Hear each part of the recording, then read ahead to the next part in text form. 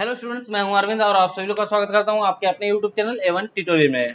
दोस्तों, आज हम आप बात करने वाले हैं एजुकेशन पॉलिसी पर 2020। मतलब क्या है? मतलब ये है कि 2020 की जो न्यू पॉलिसी आई हुई है, बहुत ही लंबे समय के पश्चात यानी लगभग 34 साल के बाद जो एक नई पॉलिसी आई है, हम उस पर बात करने वाले हैं। दोस्तों, कहा गया है कि यदि किसी चीज को परिवर्तित करना है, यदि किसी चीज को डेवलप करना है, तो सबसे पहले उसकी एजुकेशन सिस्टम को डेवलप करना पड़ेगा।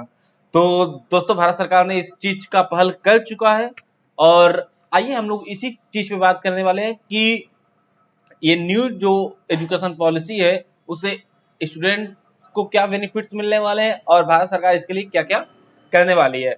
और यहाँ पे हम और भी चीजें कंपेयर करेंगे कि अदर जो कंट्रीज है वह अपने एजुकेशन सिस्टम को लेकर किस तरीके से वर्क करती हैं as a respect to Indian government. मतलब कि हम सीधे सीधे ये इस तरीके से बात करने वाले हैं कि भारत सरकार अपने जीडीपी का क्या खर्च करती है और अदर कंट्री अपने जीडीपी का क्या खर्च करती है, ये सारी चीजें हम लोग बात करने वाले हैं। तो आइए वीडियो को शुरू करते हैं। वीडियो शुरू करने से पहले दोस्तों, यदि आप हमारे चैनल पर नए हैं तो चैनल को सब्सक्राइब कर दीजिए और बेल आइकन को दबा दीजिए, जिससे कि आगे आने वाले वीडियो का नोटिफिकेशन आपको मिलता रहे। और वीडियो अच्छी लगे तो लाइक भी जरूर कर दीजिएगा। तो आइए वीडियो को शुरू करते हैं। Let's start. तो सबसे पहली बात तो हम ये करना चाहेंगे कि जैसा कि आपको स्क्रीन पे एक इमेज दिख रहा होगा, उस इमेज में आप देखेंगे तो वहां पे आपको दिख रहा होगा कि सीधे सीधे वहां पे लिखा हुआ है कि ministry of education government of India. मतलब क्या है? ये सबसे पहले कि ministry of education government of India के नाम से अभी तक कोई मिनिस्ट्री थी नहीं। वो मिनिस्ट्री जो पहले जिसमें एजुकेशन से रिलेटेड हम लोग बात करते थे वो थी ministry of human resource and development, जिसको रिनेम्ड करके यानी कि उसके नाम को परिवर्तित करके ministry of education government of India कर दिया गया है। ये तो सबसे अच्छी बात है। और इसके बाद दूसरी बात हम करना चाह रहे हैं। तो दूसरी बात जो कि आपकी स्क्रीन पर दिख रही होगी, पॉइंट टू नोट 1968 पॉलिसी, यानी भारत सरकार की सबसे पहली पॉलिसी, पहली शिक्षा नीति, उस पर हम बात करें तो जो कोठारी कमीशन 1964 और 1966 में 19 यानी कि जो न्यू पॉलिसी मतलब कि फर्स्ट पॉलिसी 1968 में आई थी, जिस समय हमारी प्रधानमंत्री इंदिरा गांधी जी थी। उस समय इस पॉलिसी का मोटो इतना था कि हमें national integration and greater culture and economic development, मतलब सीधे सीधे है कि हम इस पॉलिसी के द्वारा, मतलब कि जो हमारी पहली शिक्षा नीति थी, उस शिक्षा नीति के द्वारा हमारा ये कहना था कि हम अपने कल्चर के साथ साथ हम अपने इकोनॉमी और साथ में इंडियन इंटीग्रेशन, नेशनल इंटीग्रेशन, मतलब हम अपनी शिक्षा प्रणाली सबको इंक्रीज करेंगे, जैसा कि आपको स्क्रीन पे दिख रहा होगा। साथ में दोस्तों, अभी हम बात करने वाले हैं कि भारत सरकार एजुकेशन सिस्टम पर क्या खर्च करती है जीडीपी का, और अदर कंट्रियां भी जीडीपी का कितना परसेंट खर्च करती है। जैसा कि आपको स्क्रीन पे दिख रहा होगा कि 10 reasons why Finland's education system is the best in the world. आप देख रहे हो कि फिनलैंड का जो एजुकेशन सिस्टम है वह सबसे बेस्ट है। ऐसा नहीं कि मैं ऐसे ही बता रहा हूं, आप वहां पे देख पा रहे होगे कोने में वहां लिखा हो वर्ल्ड इकोनॉमिक फोरम, यानी वर्ल्ड इकोनॉमिक फोरम की यह रिसर्च है, WEF का रिसर्च है, जिसके अकॉर्डिंग ये आपको बात बताई जा रही है कि फिनलैंड की एजुकेशन सिस्टम जो है सबसे बेस्ट है।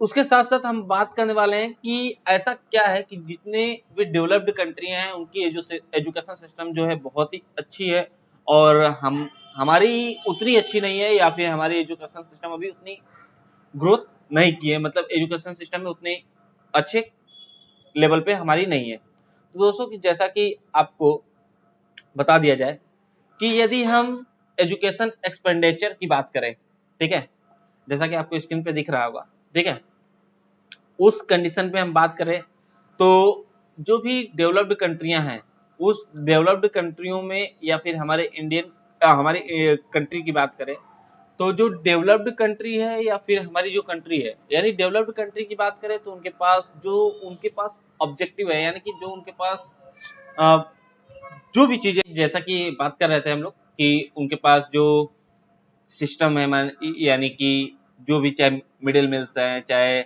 लेबोरेटरीज हैं, चाहे स्कूल मेंटेनेंस है, चाहे लर्निंग रिसोर्सेस हैं, या फिर इस तरीके से जितनी भी चीजें हैं, वो सारे मैटर्स जो हैं वो सारे डेवलप्ड हैं, जिनके कारण कि वह अपने एजुकेशन सिस्टम को इम्प्रूव करते हैं और हमें अभी उस लेवल तक उन्हें डेवलप भी करना है। जैसा कि आप अभी स्क्रीन पे देख पा रहे होंगे कि यदि हम बात करें इन्वेस्टमेंट की, तो देखिए जैसे कि हर कंट्री का इन्वेस्टमेंट अलग अलग होता है, तो हर कंट्री का इन्वेस्टमेंट अलग अलग होता है, और साथ में हर रीजनल वाइज करें तो कुछ अलग अलग क्वांटिटी आएगी, तो जो नंबर में बताना थोड़ा सा ऑड लगेगा, मतलब कि ऑड क्या है, एक तरीके से रेशियो अच्छे से क्लियर नहीं होगी, तो उसके लिए हमने उसको परसेंटेज में दिया है। जैसा कि आपको स्क्रीन पे दिख रहा होगा कि जितनी भी डेवलप्ड कंट्रियां हैं, जैसे कि अभी तक हमारी जो पॉलिसी थी, उस पॉलिसी के अकॉर्डिंग ये आता था कि भारत सरकार अपनी जीडीपी का 4 से 5% एजुकेशन सिस्टम पे खर्च करती है। लेकिन यदि हम बात करें 2017-18 सेशन की, तो उस समय भारत सरकार ने केवल 2.7% ऑफ जीडीपी, यानी भारत सरकार ने अपने जीडीपी का केवल 2.7% ही खर्च किया है। Total central and states spending economic survey 2017 and 18। यहीं पे यदि हम बात करें अदर स्टेट्स की, ठीक है, तो सॉरी अदर कंट्रीज की, तो वहां पे आप देख पा रहे होंगे, जैसा कि आप जिम्बाब्वे एंड स्वीडन का देख लीजिए, वहां पे वो 7% अपनी इकोनॉमी का खर्च करता है। कोस्टा रिका एंड फिनलैंड का वो 6% खर्च करते हैं।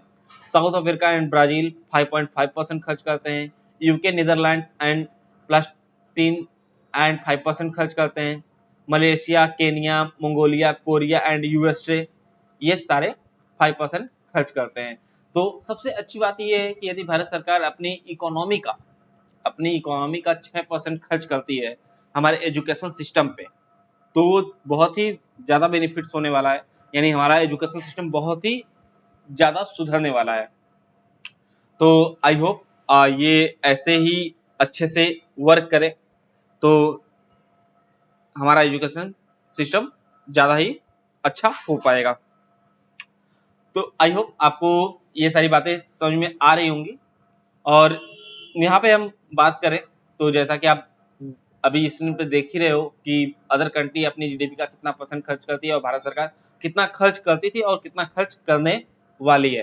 तो इससे आप अंदाजा लगा ही सकते हो कि हमारा जो एजुकेशन सिस्टम है वो कितना अच्छा होने वाला है। उसके उस यदि 6% हम अपनी जीडीपी का खर्च करते हैं, तो 6% जीडीपी के खर्च के बाद हमारा learning resource, school maintenance, laboratories, mid day meals और ये सारी चीजें बहुत ही अच्छा होने वाला है। और इन उसके साथ साथ आप देख पा रहे हो कि जैसे कि public expenditure education comprises salaries of the people including teachers, यानी टीचर्स की जो सैलरी होगी वो भी अच्छी होगी। तो ये सारी चीजें, बहुत सारी चीजें अच्छी होने वाली हैं।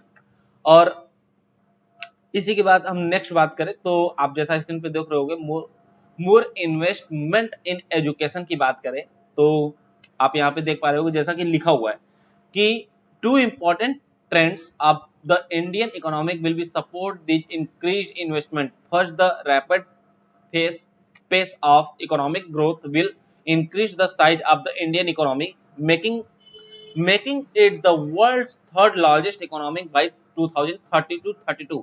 मतलब क्या है, 2030-32 तक भारत जो है वह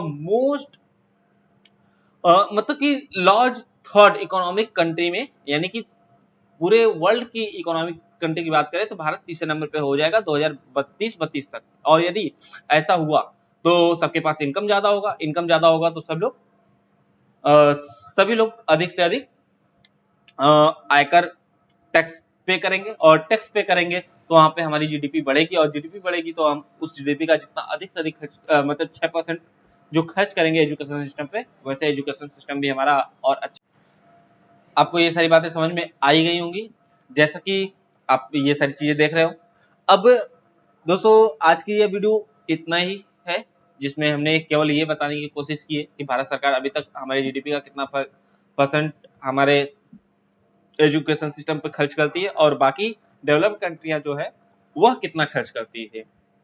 आई होप आपको ये बातें समझ में आ रही होंगी और वीडियो अच्छी लगी होगी तो वीडियो लाइक कर दीजिएगा। और आज की वीडियो में हम इतना ही बात करेंगे। नेक्स्ट वीडियो हम जल्दी लेके आएंगे जिसमें हम लोग बात करेंगे भारत ने शिक्षा नीति में जो परिवर्तन किया है वो स्टूडेंट्स के लिए किस तरीके से बेनिफिट्स होंगे यानी बेनिफिशियल होंगे।